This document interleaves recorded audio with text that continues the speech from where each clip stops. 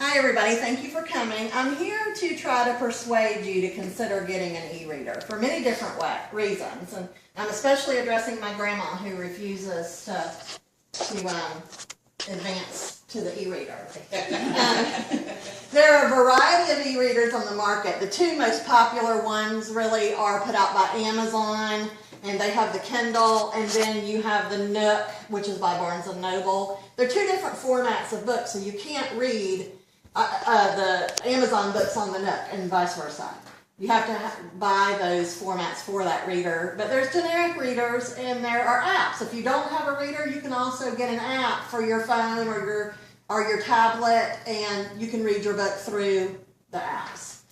Now, at first, you might be resistant to giving up your books, holding them in your hand. I was a little resistant at first. I like reading a book. I like holding a book.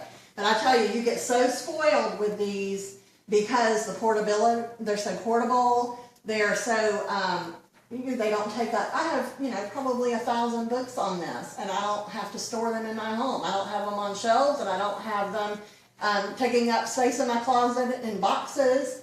And you can either store them on the cloud and pull them down as you want to read them, or you can just, if you have a big enough hard drive, keep them all on here. You just need a Wi-Fi connection or some kind of internet connection to get the book onto the device. Once it's on the device, you can read it anywhere. You don't have to be in a Wi-Fi area to read what's already downloaded on your Kindle. Now, this one is the Kindle Fire. It's a tablet put out by Amazon, and so their books are compatible with this. What I do like about this Kindle is that I can read at night without turning the light on. I like to change my setting to black in the background and then with white text, and it's just easier on the eye at night. I can make my font size larger so that I can read it without my glasses. It'll go up to this size, which is pretty big. I mean, each letter is probably a good half an inch. And I can change my line spacing, my margins, I can change my background color. It's just got so many different ways that you can make this fit you. You can make notes, you can search for items in your book, and the same thing with the regular Kindle. This one is easier to read in the sunlight or bright lights because it doesn't get a reflection like this screen does. You cannot read this in the sun. The glare is too bad.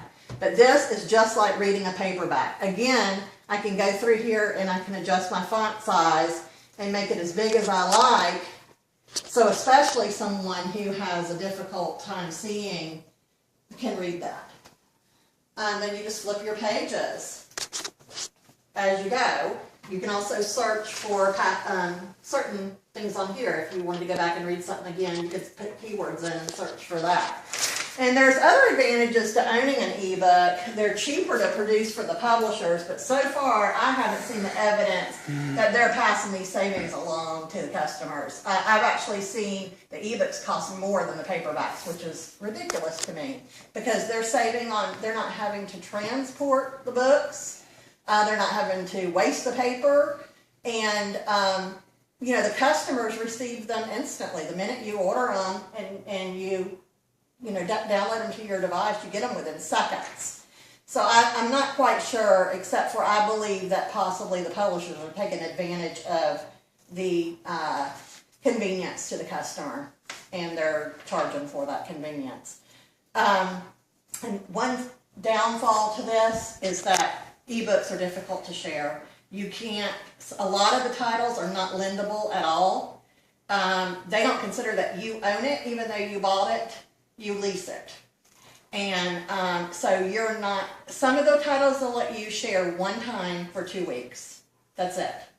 So that's one of the big downfalls.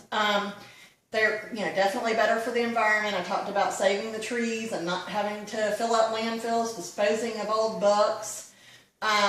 They're easily updatable. If a publisher wants to change something, if they found a mistake or they want to update information, they can do that, and then you can just re-download the title and have the updated version. There are a lot of free ebooks on a website called Gutenberg Project, and probably your local library has them too.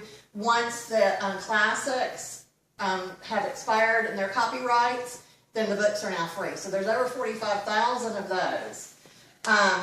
Most libraries offer these books to rent through their websites, and you can check them out for 2 to 3 weeks. If they don't have it in stock, you can put a hold. They'll let you know when it comes in.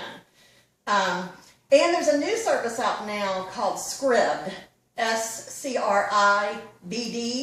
It's kind of like the ebook version of Netflix, and for $8.99 a month, you can rent unlimited books. However, not all titles are available yet. This varies by the publisher.